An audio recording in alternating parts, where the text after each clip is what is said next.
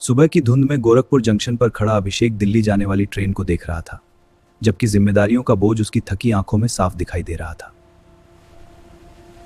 Express train रुकते ही भीड़ दरवाजों की तरफ टूट पड़ी, जबकि अभिषेक अपना पुराना बैग संभालते हुए किसी तरह जनरल डिब्बे में चढ़ने की कोशिश कर रहा था।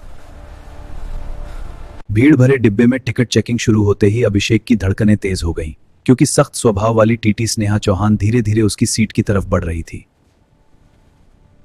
स्नेहा ने अभिषेक का जनरल टिकट देखते ही गंभीर नजरों से उसकी तरफ देखा, जबकि डर और मजबूरी दोनों एक साथ अभिषेक के चेहरे पर साफ दिखाई दे रहे थे।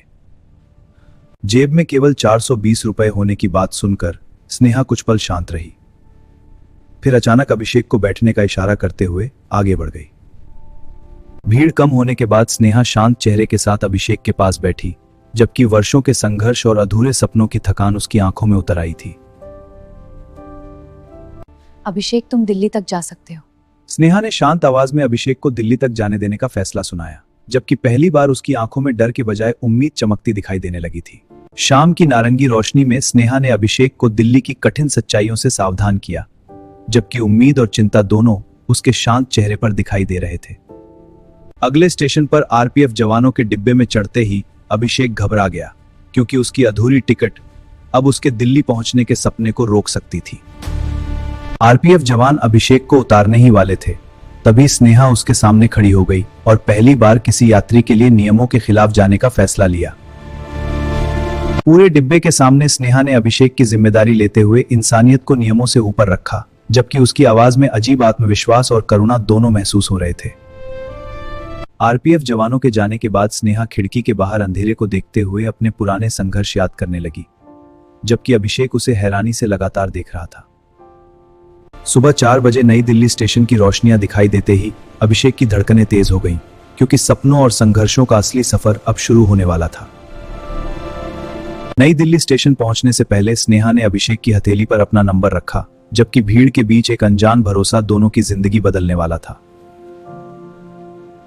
नई दिल्ली स्टेशन से बाहर निकलते ही अभिषेक पहली बार इस विशाल शहर की तेज रफ्तार, शोर और अनजान भीड़ देखकर भीतर से पूरी तरह असहज महसूस करने लगा।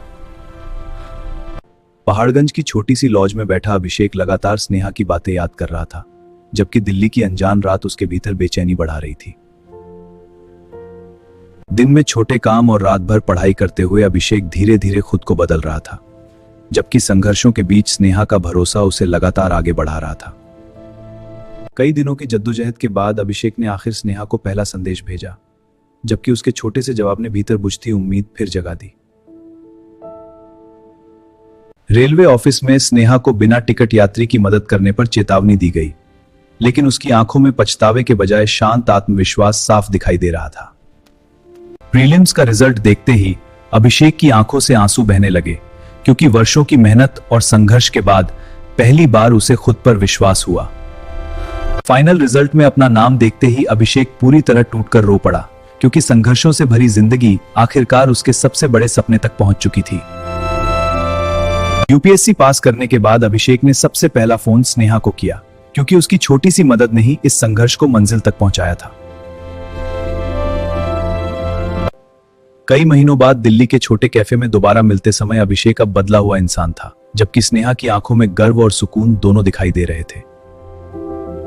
कभी कभी जिंदगी में की गई छोटी सी मदद किसी अनजान इंसान की पूरी दुनिया बदल देती है, और एक साधारण सफर हमेशा के लिए दो किस्मतों को जोड़ देता है।